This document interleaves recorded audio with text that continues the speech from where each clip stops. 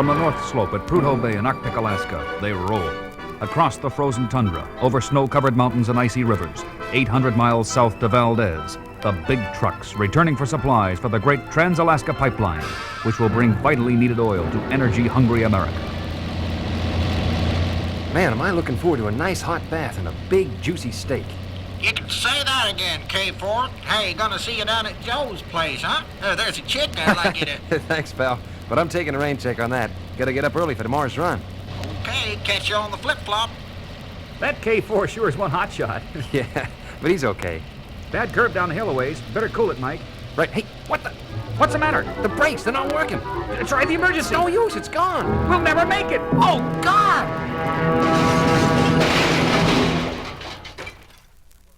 Back in Washington, a worried Oscar Goldman listens to Air Force General Maxwell Bond. Listen, Goldman, the new early warning system we're testing at Prudhoe keeps breaking down. I don't understand it. Our best scientists worked on that for over a year. Well, something's wrong, and I want to know what.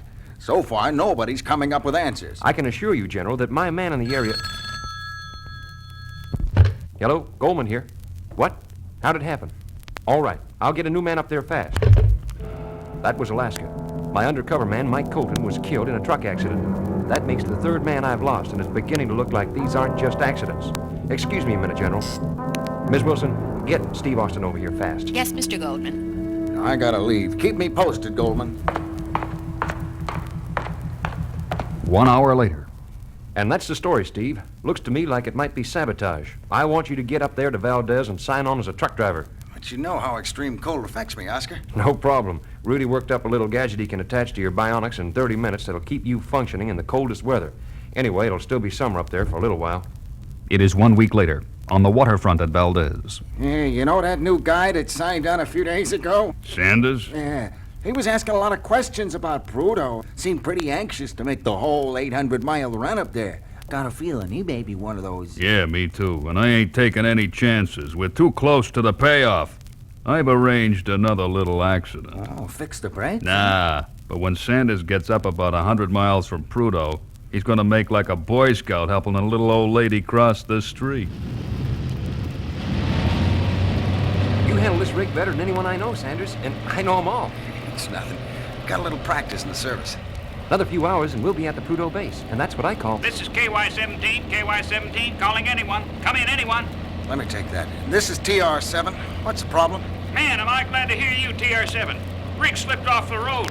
Driver injured. Where are you? About 100 miles south of Prudhoe, moving north. You're right on. Keep coming a couple of more miles and look for us on the right. Over and out. In the summer, this is pretty bad country to get stuck in. Yeah, I knew a guy that froze to death out here in an hour. Hey, I think I see something. Hey, that's it. About a quarter of a mile up. But as Steve pulls over toward the disabled truck, his keen eye catches sight of someone holding a gun on the other side of an apparently unconscious driver slumped over the wheel. Listen, Bill, don't get out. But what? Somebody with a gun. It's a trap. Hijacking? Out here? Just do what I say and stay down. Keep the motor running. Steve gets out on the driver's side, but instead of walking out toward the disabled truck, pushes his hat out on the end of a stick. Instantly, the gunman fires. Got him. Start her up. Let's get out of here. Sanders, you okay? Yeah, but I'd like to catch those guys. Let's go. We ain't never gonna catch him. That's one of those souped-up jobs. I guess you're right. I don't get it. What were they after? Why us? Beats me. Maybe we'll get a line on them at Prudhoe. Can't tell them that's exactly what I wanted to do all along. They may lead me to where the action really is.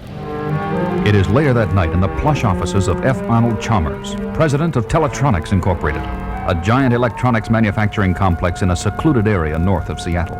What's the word from our man in Valdez? He's all set. Just waiting for word from you.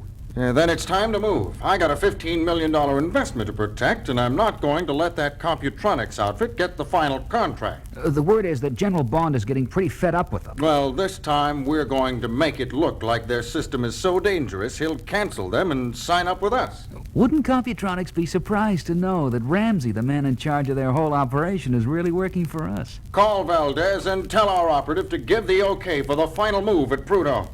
What exactly are you planning? The only thing left, the final convincer. There's going to be another accident, only this time the whole early warning system is going to blow up. Meanwhile, Steve had arrived at the Prudhoe base, found the truck used in the assassination attempt, and got a lead on the would-be killers. It is the next morning, and he is reporting to Oscar. And I think I'm onto something, Oscar. The guys who tried to gun me down on the road just finished meeting with the guy they called Ramsey. During the conversation, one of them made a phone call, came back and said something to Ramsey, and then he took off. Who's Ramsey? I don't know, but he headed for the test installation. I'm going to follow him as soon as I hang up. I'll run a computer check on him in the meantime. Good luck. Borrowing a Jeep, Steve takes the road to the test base, located a few miles out. But just as he leaves, Blinky, did you see that guy in the Jeep? It's Sanders. Then we didn't get him. No, and now I'm sure he's a Fed, and he's onto us. We gotta stop him before he's onto Ramsey and blows the whole thing.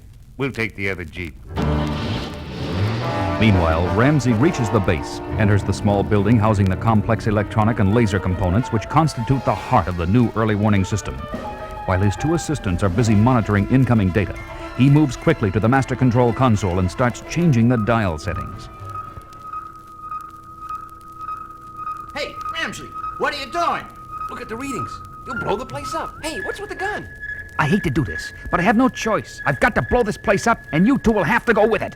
I don't understand. At least you might tell us why. It's a long story, but it means $1 million to me, and nothing's gonna stand in my way. Nothing but me, brother. As Steve bursts in, Ramsey whirls and fires.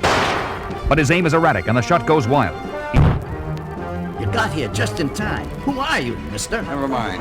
Just get those dials. Don't touch those dials. Suddenly, the two gunmen appear at the door. Don't move, Sanders, or whatever your name is. Now, up against the wall. All of you. Blinky, help Ramsey up. Oh, my head. What hit me? Never mind. Did you fix it so the place blows? Yeah, it'll go any minute now. Let's get out of here. Okay. Ta-ta, Mr. Government Man. The gunman glances toward the door, but in the fraction of a second he takes his eye off Steve, the bionic man explodes into action.